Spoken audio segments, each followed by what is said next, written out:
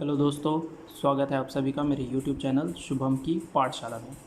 दोस्तों, हम लोगों ने पिछले वीडियो में देखा था कि मोमेंट डिस्ट्रीब्यूशन मेथड के लिए हमें किन किन टर्म्स की ज़रूरत पड़ती है, ठीक है। और आज के इस वीडियो में हम मोमेंट डिस्ट्रीब्यूशन का क्वेश्चन सॉल्व करेंगे।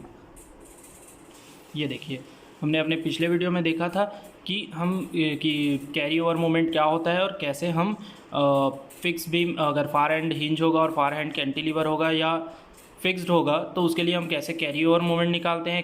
डिस्ट्रीब्यूशन फैक्टर के बारे में हम लोगों ने पिछले वीडियो में पढ़ा था और हम लोगों ने देखा था कि कैसे हम फिक्स्ड एंड मोमेंट कैलकुलेट कर सकते हैं डिफरेंट बीम्स के लिए, ठीक है।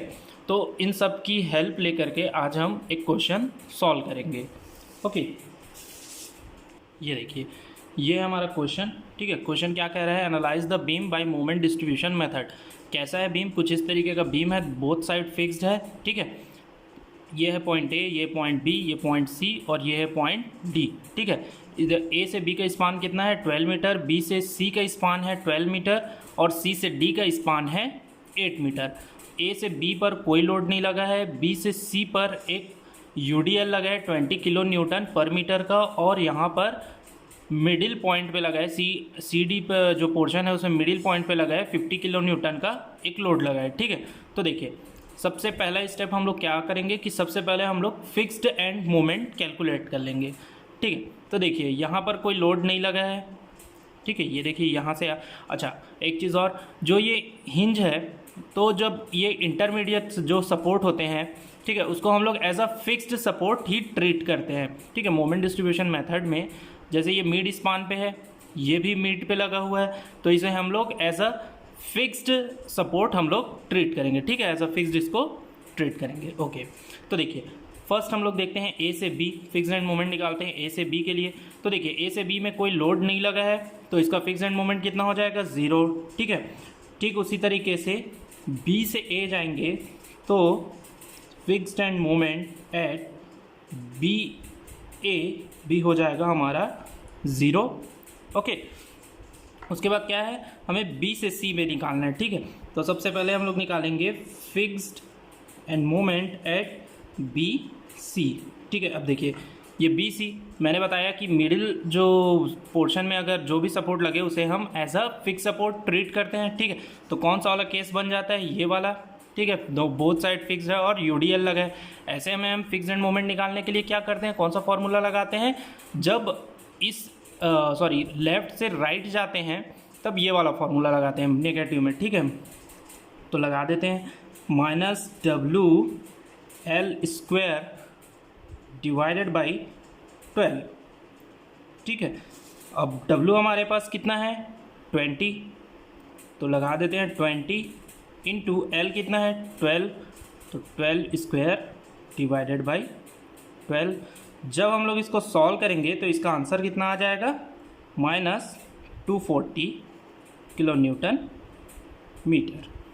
ओके, अब जब हम लोग moment fix end moment C B निकालेंगे, ठीक है, सी से बी के लिए निकालेंगे, तब के केस में हमारा क्या आएगा, ये पॉजिटिव हो जाएगा 240, ठीक है। मैंने बताया था कि इस तरफ एंटी क्लॉकवाइज मोमेंट लगता है इसलिए नेगेटिव लेते हैं, इस तरफ क्लॉकवाइज इसलिए पॉजिटिव। ओके, अब कौन सा पोर्शन बचा हमारा, सी से डी का पोर्शन बचा, तो चलिए निकालते हैं यहाँ भी फिक्स्ड एंड मोमेंट। चलिए फिक्स्ड एंड मोमेंट निकालते हैं सी से डी के लिए। मिडिल स्पान पे लोड लग रहा है तो कौन सा वाला केस बनता है, ये वाला केस। ये देखिए, बोथ एंड फिक्स्ड है और मिडिल स्पान पे लग रहा है, तो हम लोग क्या करेंगे उसके लिए WL/8। जब लेफ्ट से राइट निकालते हैं तो नेगेटिव साइन डाल देते हैं, ठीक है। तो नेगेटिव साइन डाल के WL/8 करेंगे। W कितना है 50, L 8 डिवाइडेड बाई 8, तो कितना आ जाएगा 50 किलो न्यूटन मीटर। ओके, अब D से C निकालेंगे, ठीक है। तो चलिए निकालते हैं MFDC, तो कितना आ जाएगा, ये नेगेटिव में आएगा और अब आएगा जो आंसर वो होगा पॉजिटिव में 50 किलो न्यूटन मीटर, ठीक है। तो अब हम लोगों ने सारे सपोर्ट के लिए, सारे पॉइंट के लिए फिक्स एंड मोमेंट कैलकुलेट कर लिया है। अब हम चलते हैं अपने स्टेप 2 की तरफ, वो होगा डिस्ट्रीब्यूशन फैक्टर निकालना, ठीक है, ये हमारा है स्टेप 2 जिसमें हम लोग निकालेंगे डिस्ट्रीब्यूशन फैक्टर। डिस्ट्रीब्यूशन फैक्टर निकालने के लिए मैंने बताया था कि डिस्ट्रीब्यूशन फैक्टर का फॉर्मूला क्या होता है, stiffness divided by sum of stiffness. ठीक है, मैंने पिछले वीडियो में बताया कि कैसे आप रिलेटिव स्टिफनेस निकाल सकते हैं और कैसे एब्सोल्यूट स्टिफनेस निकाल सकते हैं। ठीक है, आप दोनों में से किसी एक को कंसाइडर करके क्वेश्चन सॉल्व कर सकते हैं। मैं रिलेटिव स्टिफनेस लेकर के बनाता हूँ। ठीक है, तो सबसे पहले देखते हैं जॉइंट बी। ठीक है, ये है जॉइंट बी। बी से क्या क्या जुड़ा हुआ है, बी से जुड़ा है बी ए और बी सी। ठीक है, तो सबसे पहले बी ए पे जाते हैं। रिलेटिव स्टिफनेस क्या होता है, जब फार एंड फिक्स्ड होता है, तो ये देखिए फार एंड फिक्स्ड है, तो फार एंड फिक्स्ड होता है तो रिलेटिव स्टिफनेस होता है आई बाई एल। आई एल कितना है 12। ठीक है, तो ये आ गया हमारा रिलेटिव स्टिफनेस बी से ए के लिए। बी से सी पे देखते हैं। बी से सी पे ये देखिए, बी से सी पे गए, मिडिल का जो सपोर्ट होता है, इंटरमीडिएट जो सपोर्ट होता है, उसको हम लोग ऐसा फिक्स ट्रीट करते हैं, तो फार एंड इसमें भी फिक्स्ड हो गया। तो बी से सी पे कितना आ जाएगा relative stiffness I by L, तो आ जाएगा आई बाई 12। ठीक है, अब इस आई बाई 12 और इस आई बाई 12 दोनों को ऐड करेंगे तो हमें टोटल रिलेटिव स्टिफनेस मिल जाएगा जिसकी वैल्यू आएगी 1.6। ओके, अब हमारा फॉर्मूला क्या होता है डिस्ट्रीब्यूशन फैक्टर का, relative stiffness divided by sum of stiffness. ठीक है, stiffness divided by sum of stiffness. तो क्या करेंगे, बी से ए को डिवाइड कर देंगे 1/6 से, तो हमारा कितना आ जाएगा आंसर डिस्ट्रीब्यूशन फैक्टर का 0.5। इसको डिवाइड करेंगे इससे तो कितना आंसर आ जाएगा 0.5। ठीक है, अब देखिए इसमें एक तरीका है क्रॉस चेक करने का कि आपने डिस्ट्रीब्यूशन फैक्टर सही निकाला है या गलत। डिस्ट्रीब्यूशन फैक्टर जो आएगा, ठीक है, अलग अलग मेंबर के लिए, ठीक है, तो जब इसको ऐड करेंगे तो इन दोनों की वैल्यू 1 आनी चाहिए। ठीक है, इन दोनों की वैल्यू 1 आनी चाहिए। अगर 1 आया तो आपने सही निकाला है, अगर 1 नहीं आया तो कहीं ना कहीं आपसे गड़बड़ हो गई है। ठीक है, अब देखिए, अब चलते हैं पॉइंट सी पे। पॉइंट सी पे क्या क्या जुड़ा हुआ है, सी बी और सी डी। तो देखिए सी बी और सी डी, अब इसमें देखिए फार एंड क्या है, फिक्स्ड है दोनों में ही। ठीक है, वैसे तो सब में ही फार एंड फिक्स्ड है, तो फार एंड फिक्स्ड होता है क्या लेते हैं आई बाई एल। ये सी से बी के लिए एल कितना है 12, लिख दिए आई बाई 12। और सी से डी के लिए एल की वैल्यू कितनी है 8, तो यहाँ लिख दिए। इन दोनों को ऐड करेंगे तो वैल्यू आएगी 5i/24। ठीक है, अब इसे i/12 को डिवाइड करेंगे 5i/24 से, तो हमारी वैल्यू आ जाएगी सी से बी के लिए डिस्ट्रीब्यूशन फैक्टर की 0.4, और सी से डी के लिए डिस्ट्रीब्यूशन फैक्टर निकालने के लिए क्या करेंगे, i/8 को डिवाइड कर देंगे 5i/24 से, तो आ जाएगा हमारा वैल्यू 0.6। तो अब हमारे पास फिक्स्ड एंड मोमेंट भी हो गया है, डिस्ट्रीब्यूशन फैक्टर भी हो गया है। तो चलिए अब क्वेश्चन को सॉल्व करते हैं। ये देखिए, अब हम लोग क्या करेंगे, ये बीम बना लिया हमने, हमारा क्वेश्चन दिया हुआ था। ठीक है, ए से बी का डिस्टेंस था 12 मीटर, बी से सी का डिस्टेंस था 12 मीटर और सी से डी का डिस्टेंस था 8 मीटर। बी से सी पे लगा हुआ था यूडीएल और सी से डी पे मिड पॉइंट पे लगा हुआ था एक पॉइंट लोड। ठीक है, अब हम लोग कुछ इस तरीके से टेबल बना लेंगे। ठीक है, लाइन क्या करना है, ये जो भी बीम रहेगा, जो सपोर्ट है उसके नीचे लाइन खींच देंगे। ठीक है, सबसे पहले ये लाइन खींच दिए, उसके बाद हम लोग क्या करेंगे, मेंबर लिखेंगे ए बी, यहाँ से बी से ए, बी से सी। ठीक है, ये सी बी, ये सी डी, सी से डी के लिए, और ये डी से सी। अब क्या करेंगे, डिस्ट्रीब्यूशन फैक्टर की जो हमने वैल्यू निकाली थी उसको लिखेंगे। ए से बी के लिए तो कोई डिस्ट्रीब्यूशन फैक्टर का वैल्यू आएगा नहीं। ठीक है, अब 0 आएगा इसका वैल्यू। अब बी से ए के लिए हम लोगों ने डिस्ट्रीब्यूशन फैक्टर का वैल्यू कितना निकाला था 0.5, बी से सी के लिए निकाला था 0.5, सी से बी के लिए डिस्ट्रीब्यूशन फैक्टर का वैल्यू था 0.4, सी से डी के लिए डिस्ट्रीब्यूशन फैक्टर का वैल्यू था 0.6 और यहाँ डी सी के लिए 0। ठीक है, सेकंड में हम लोग क्या, उसके बाद हम लोग क्या लिखेंगे, फिक्स्ड एंड मोमेंट की वैल्यू। यहाँ कोई लोड नहीं लगा हुआ है इसलिए फिक्स्ड एंड मोमेंट की वैल्यू 0 आई थी। यहाँ फिक्स्ड एंड मोमेंट हम लोगों ने लगाया था बोथ एंड फिक्स पे यूडीएल का, तो इसकी फिक्स्ड एंड मोमेंट की वैल्यू आई थी -240 और +240। यहाँ पर हमारी फिक्स्ड एंड मोमेंट की वैल्यू कितनी आई थी, -50 +50। ओके, और अब क्या करेंगे, इसको बैलेंस करेंगे। बैलेंस करने के लिए हम लोग क्या करते हैं, इन दोनों को ऐड करेंगे। ठीक है, इस मेंबर बी ए और बी सी पे, मतलब बी पॉइंट पे जो फिक्स्ड एंड मोमेंट आएगा उसे हम ऐड करेंगे। ऐड करने के बाद जैसे जब इसको हम लोग ऐड करेंगे तो कितना आएगा, -240। ठीक है, अब जो भी वैल्यू आएगा, अगर माइनस में आया है तो उसको पॉजिटिव कर देंगे, और अगर पॉजिटिव होगा उसको नेगेटिव कर देंगे। ठीक है, अब देखिए कैसे करते हैं। यहाँ नेगेटिव आएगा, अब इसको पॉजिटिव कर दिए, और जो भी वैल्यू आएगा, जैसे 240 आया, इसका वैल्यू ऐड करने पे उसको मल्टीप्लाई करेंगे 0.5 से, जो भी डिस्ट्रीब्यूशन फैक्टर रहेगा उससे। यहाँ डिस्ट्रीब्यूशन फैक्टर की वैल्यू है 0.5। जब मल्टीप्लाई करेंगे तो हमें वैल्यू कितनी मिलेगी, 120। सेम चीज़ यहाँ करेंगे, 240 और -50 को ऐड करेंगे। ठीक है, तो हमारी वैल्यू जो आएगी वो पॉजिटिव में आएगी। अब हम क्या करेंगे, क्योंकि इसको जोड़ने के बाद हमारा जो वैल्यू पॉजिटिव में आया है, तो अब हम क्या करेंगे, इसका मल्टीप्लाई करेंगे जो भी वैल्यू आया है उसका 0.4 से, और उसे नेगेटिव में करके लिखेंगे। समझ में आ रहा है आपको? जो यहाँ वैल्यू आएगा पॉजिटिव में, उसको हम लोग नेगेटिव साइन के साथ इससे मल्टीप्लाई करेंगे और यहाँ आंसर लिखेंगे, फिर इससे मल्टीप्लाई करेंगे तो ये आंसर आएगा। ठीक है, यहाँ पॉजिटिव आया इसलिए यहाँ मैं नेगेटिव साइन। ओके, अब देखिए अब क्या करेंगे, carry over moment. Carry over moment मैंने बताया था कि जब एंड जो है फार एंड फिक्स्ड होता है तो कैरी ओवर मोमेंट कितना होता है, अप्लाइड मोमेंट का हाफ। तो यहाँ 120 है अप्लाइड मोमेंट, तो इसका हाफ जाएगा, कैरी ओवर कितना 60, इसका कैरी ओवर जाएगा हाफ 60। यहाँ -76 का हाफ कितना हो जाएगा, -38, और -114 का हाफ कितना हो जाएगा, -57। अब हम लोग क्या करेंगे, फिर से इसको बैलेंस करेंगे। बैलेंस करने का हम जानते हैं, यहाँ 0 आएगा वैल्यू। ठीक है, यहाँ कुछ वैल्यू नहीं है, मतलब 0 है। 0 और -38 को ऐड करेंगे तो आंसर कितना आएगा, -38। अब हमें पता है कि ऐड करने पर क्या है, ये देखिए यहाँ जब हम बैलेंस करते हैं तो जब ऐड करते हैं वैल्यू को, तो जो भी वैल्यू आएगा अगर पॉजिटिव में आया तो उसको नेगेटिव साइन लगा करके डिस्ट्रीब्यूशन फैक्टर से मल्टीप्लाई करते हैं। ठीक है, इसको मल्टीप्लाई किए डिस्ट्रीब्यूशन फैक्टर से, तो यहाँ माइनस साइन है, तो अब जो वैल्यू आएगा उसको किस में लिखेंगे, पॉजिटिव में। ठीक है, तो पॉजिटिव में 19 आया। अब यहाँ पॉजिटिव है, ठीक है, यहाँ पॉजिटिव है, तो जब इसे मल्टीप्लाई करेंगे तो जो आंसर आएगा उसको हम लोग कौन से साइन के साथ लिखेंगे, नेगेटिव। ठीक है, तो जब 0.4 से मल्टीप्लाई किए तो आया -24, और जब 0.6 से मल्टीप्लाई किए तो आया -36। अब फिर से कैरी ओवर मोमेंट लगाएंगे। ठीक है, 19 का हाफ कर देंगे तो 9.5 हो जाएगा, 9.5। 24 -24 का हाफ करेंगे तो -12 हो जाएगा। ठीक, अब -36 का हाफ हो जाएगा -18। ओके, अब क्या करेंगे, फिर से बैलेंस करेंगे। बैलेंस कैसे करते हैं हमें पता है, ऐड करेंगे, यहाँ कुछ वैल्यू नहीं है, यहाँ 0 है। ठीक है, तो 0 प्लस -12, तो आंसर कितना आया, माइनस में।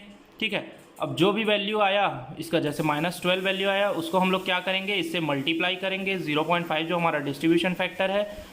अब जो वैल्यू आएगा वो नेगेटिव में आएगा, तो हम लोग क्या करेंगे, यहाँ पॉजिटिव में लिखेंगे। ओके, हमें पता है कि बैलेंस करने के लिए अगर नेगेटिव में वैल्यू आता है तो जब बैलेंस करेंगे तो उसे हम क्या कर देंगे, पॉजिटिव। और अगर यहाँ देखिए, जैसे यहाँ पॉजिटिव में वैल्यू आया है, तो जब मल्टीप्लाई करेंगे इससे तो बैलेंस करेंगे तो वैल्यू कितनी हो जाएगी, नेगेटिव में। ओके, सेम स्टेप्स को फॉलो करते हुए हमें जाना है, तब तक उस स्टेप को हम फॉलो करेंगे जब तक हमारा जो वैल्यू है वो 0.0 समथिंग में नहीं आ जाता।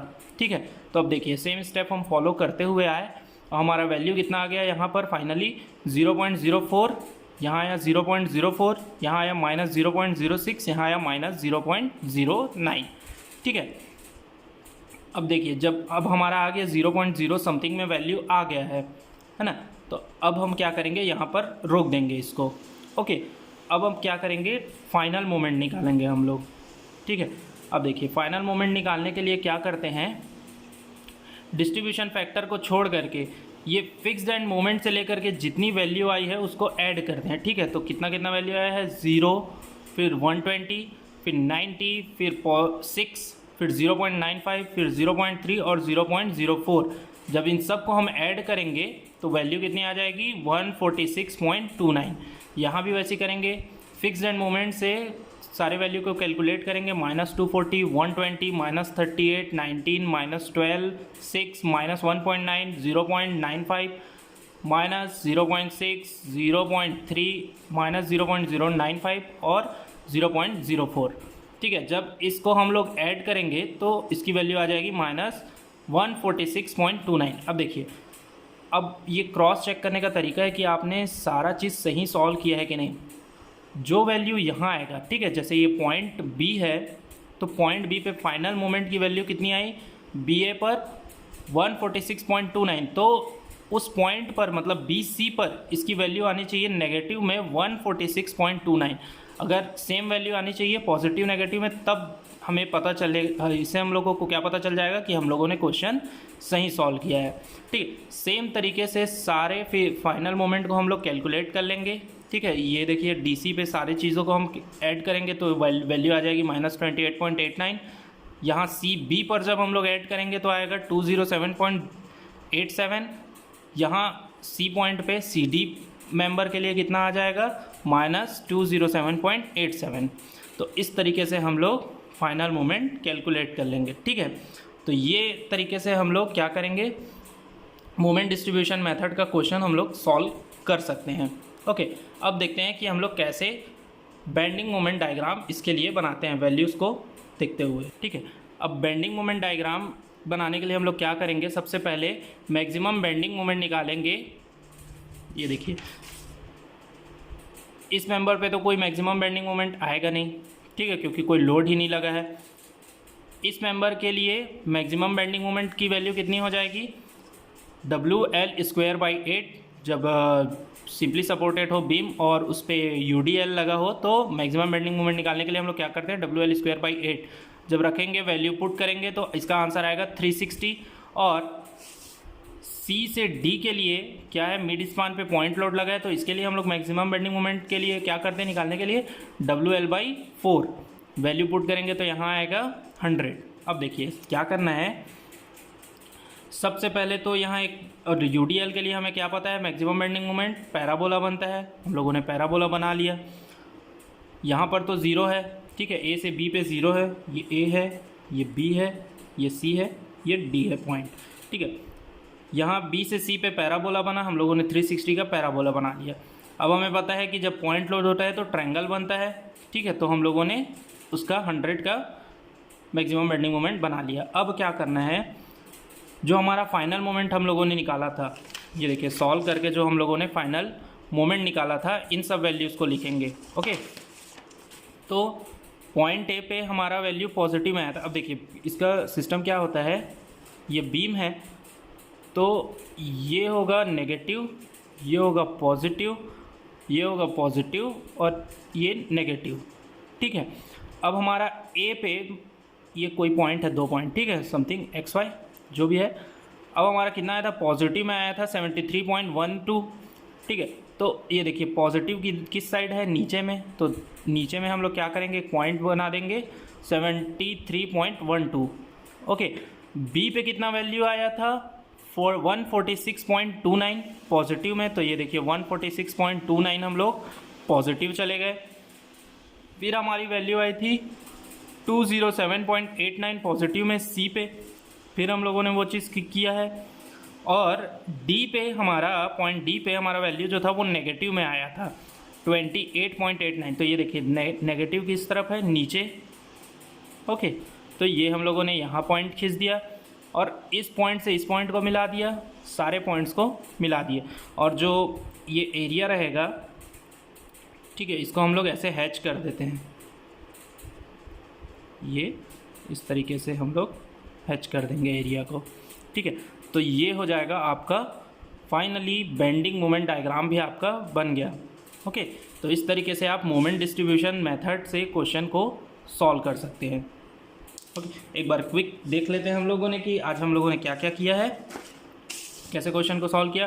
तो ये देखिए सबसे पहले ये क्वेश्चन दिया हुआ था, हम लोगों ने फिक्स्ड एंड मोमेंट कैलकुलेट किया। ठीक है, फिर हम लोगों ने डिस्ट्रीब्यूशन फैक्टर कैलकुलेट किया। उसके बाद हम लोगों ने क्या किया, जहाँ जहाँ पॉइंट थे वहाँ लाइन खींच लिए। ठीक है, फिर मेंबर यहाँ डिस्ट्रीब्यूशन फैक्टर लिखा सारे का, फिर फिक्स्ड एंड मोमेंट को लिखा, फिर बैलेंस करने के लिए क्या किया, दोनों फिक्स्ड एंड मोमेंट को ऐड किया। जब आंसर नेगेटिव में आया ऐड करने के बाद, तो उसको मल्टीप्लाई करने के बाद उस आंसर को, ये डिस्ट्रीब्यूशन फैक्टर से मल्टीप्लाई करने के बाद उस आंसर को पॉजिटिव में लिख दिए। और ये जब आंसर पॉजिटिव में आया ऐड करने के बाद, तो उसको डिस्ट्रीब्यूशन फैक्टर से मल्टीप्लाई करके बैलेंस करने के लिए उसमें नेगेटिव साइन लगा दिया, ठीक है। फिर कैरी ओवर मोमेंट निकाले। कैरी ओवर मोमेंट निकालने के लिए क्या करते हैं, जब फार एंड फिक्स्ड होता है तो कैरी ओवर मोमेंट कितना होता है, हाफ हो जाता है। वही हम लोगों ने यहाँ किया। फिर सेम प्रोसीजर को हम लोगों ने फॉलो किया। कब तक, जब तक हमारा जो आंसर है वो जो वैल्यू है हमारी 0.0 समथिंग कुछ नहीं आ जाती, ठीक है। उसके बाद हम लोगों ने क्या किया, फाइनल फिक्स्ड एंड मोमेंट से ले करके ये जो यहाँ तक का वैल्यू था उसको ऐड किया। ऐड करने के बाद हमें हमारा फाइनल मोमेंट मिल गया, ओके। उसके बाद हम लोगों ने मोमेंट, ये बेंडिंग मोमेंट डायग्राम ड्रॉ किया। तो दोस्तों थोड़ा लेंदी है ये जो मेथड है moment distribution method, but easy है, ज़्यादा कठिन है नहीं। तो उम्मीद है आप लोगों को जो मैंने समझाने की कोशिश की वो समझ में आया होगा और आप लोगों को वीडियो पसंद आया होगा। वीडियो पसंद आए तो वीडियो को लाइक कीजिए, शेयर कीजिए, सब्सक्राइब कीजिए चैनल को। और इसके बाद हम लोग नेक्स्ट वीडियो में मिलेंगे एक और प्रॉब्लम के साथ मोमेंट डिस्ट्रीब्यूशन मेथड के, जिसमें हम देखेंगे कि कैसे हम मोमेंट डिस्ट्रीब्यूशन मेथड को सॉल्व करेंगे अगर फार एंड फिक्स्ड ना हो। फार एंड अगर हिंज होगा तो कैसे हम क्वेश्चन को सॉल्व करेंगे वो हम लोग अगले वीडियो में देखेंगे, ओके। तो चैनल को लाइक कीजिए, शेयर कीजिए, सब्सक्राइब कीजिए और अपनी तैयारी जारी रखिए।